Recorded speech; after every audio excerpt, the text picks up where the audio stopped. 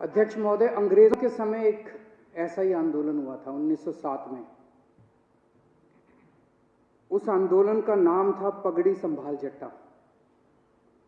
पंजाब में आंदोलन हुआ था, बिल्कुल हूबहू ऐसा ही आंदोलन। वो आंदोलन भी 3 कानूनों के खिलाफ था। अंग्रेजों ने 3 कानून पास किए थे, Bari Doab Act, Punjab Land Colonization Act, Punjab Land Alienation Act. और पंजाब के किसानों ने इसके खिलाफ आंदोलन किया था। इतनी संख्या में लोग इकट्ठे हुए थे।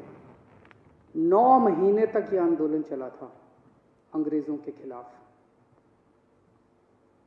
तो एक तो ये केंद्र सरकार ये ना समझ ले कि ये किसान आसानी से जाने वाले हैं। उस आंदोलन की लीडरशिप की थी भगत सिंह के पिताजी ने, किशोरी सिंह जी ने, और भगत सिंह के चाचा ने, अजीत सिंह जी ने। उन दोनों ने मिलकर एक भारत माता निर्माण सोसाइटी बनाई थी। उस सोसाइटी की लीडरशिप के अंदर वो आंदोलन हुआ था इन 3 कानूनों को खारिज करवाने के लिए। उस वक्त भी अंग्रेज सरकार ने कहा था थोड़े अमेंडमेंट कर देते हैं। कई राउंड्स ऑफ डिस्कशन हुए थे। अंग्रेज सरकार ने कहा कि इसमें थोड़े बदलाव कर देते हैं, लेकिन किसान डटे हुए थे कि हमें 3 कानून वापस करवाने हैं। और अंत में अंग्रेजों ने 3 कानून वापस लिए थे। मैं सोच रहा था कि भगत सिंह ने क्या इसी बात के लिए कुर्बानी दी थी कि जब देश आजाद होगा तो अपनी सरकारों के खिलाफ भी इसी किस्म से आंदोलन करने पड़ेंगे। आजाद भारत के अंदर भी इतने लोगों को अपनी जान कुर्बान करनी पड़ेगी। आज कितने किसान हमारे सिंघू बॉर्डर के ऊपर सुप्रीम सैक्रिफाइस दे रहे हैं। एक एक किसान भगत सिंह बन के वहां पे बैठा हुआ है। केंद्र सरकार कह रही है कि किसानों को कानूनों का फायदा समझ नहीं आता। तो केंद्र सरकार ने अपने सारे बड़े दिग्गज नेता, जितने बड़े बड़े इनके नेता हैं, उनको उतारा है कि समझाओ, और वो समझा रहे हैं। आज योगी आदित्यनाथ जी, जो भारतीय जनता पार्टी के बहुत बड़े नेता हैं, उत्तर प्रदेश के मुख्यमंत्री हैं, वो टीवी में आ रहा था, शायद बरेली में 20,000 किसानों की रैली उन्होंने की। उनको कहा गया भाई इन 3 बिलों के फायदे समझाओ, तो फायदे समझाने लगे वो। मैं सुन रहा था उनका भाषण। तुम्हारी जमीन नहीं जाएगी, ये फायदा है क्या? वो तो थी अभी तक, अब जाएगी नहीं, मतलब ये क्या फायदा है? तुम्हारी मंडी बंद नहीं होगी, ये फायदा है क्या? तुम्हारी मंडी बंद नहीं होगी, तुम्हारी जमीन नहीं जाएगी, तुम्हारा ये, अरे भैया ये तो था ही हमारे पास, फायदा क्या है? तो इनसे किसी से पूछ लो, ये भी इतने सारे बैठे हैं, किसी से पूछ लो, किसी भाजपा वाले से, कि फायदा क्या है? वो बता रहे हैं कि आ रहा हूं मैं उस पर, फायदा और नुकसान दोनों, नफा नुकसान बताऊंगा, चिंता ना करो। तो इनसे किसी से पूछो भाजपा वाले से फायदा क्या है, तो सारे जनों को एक लाइन रटा रखी है, किसान अब अपनी फसल पूरे देश में कहीं भी बेच सकता है। यही कहते हैं ना ये।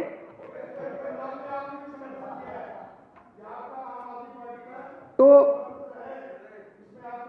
एक मिनट मेरे को बोलने दीजिए। मैंने आप लोगों जब बोल रहे थे मैं चुपचाप सुन रहा था।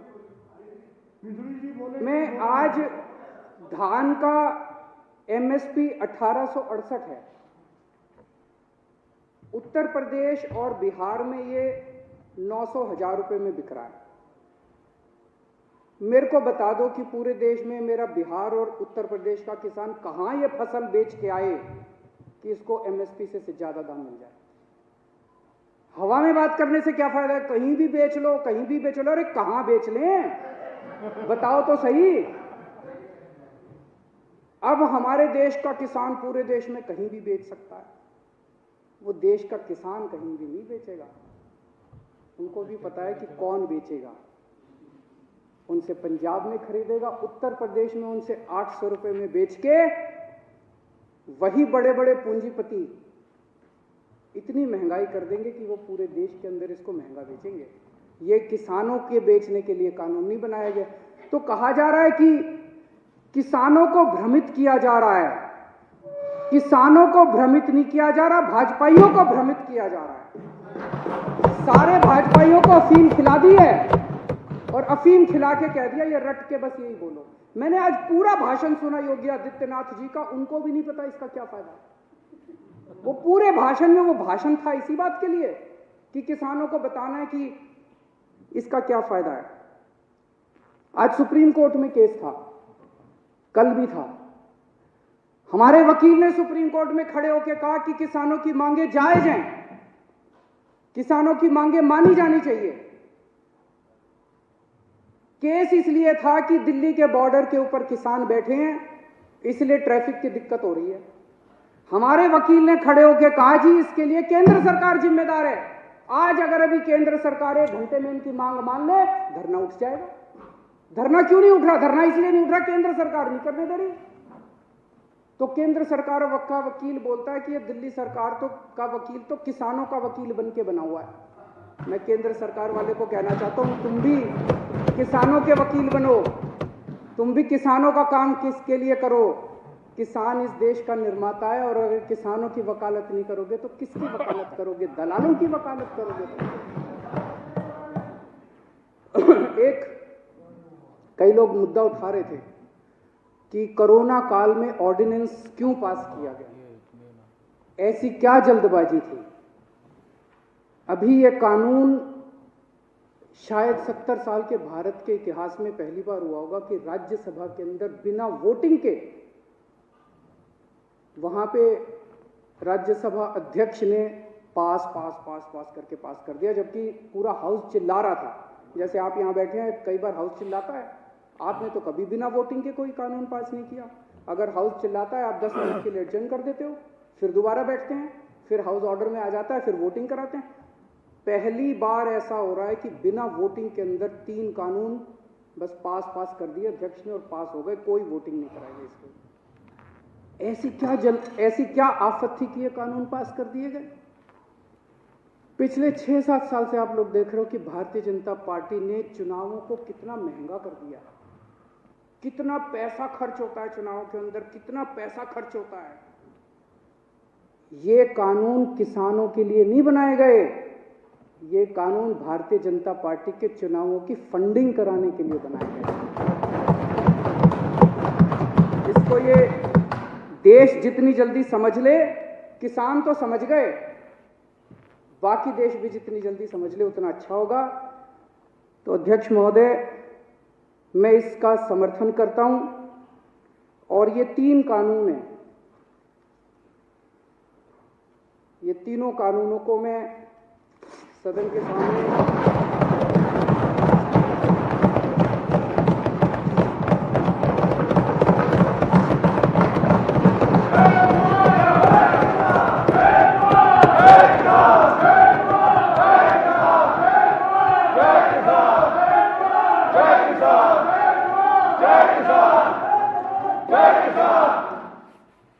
इन दोनों कानूनों को फाड़ते हुए मुझे बेहद दर्द हो रहा है।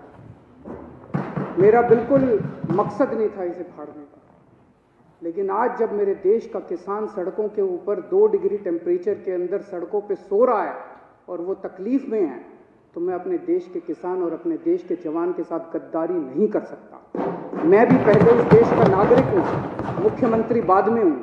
तो आज इन तीनों कानूनों को ये विधानसभा खारिज करती है और केंद्र सरकार से अपील करती है कि किसानों की बात मानते हुए अंग्रेजों से बदतर मत बनो।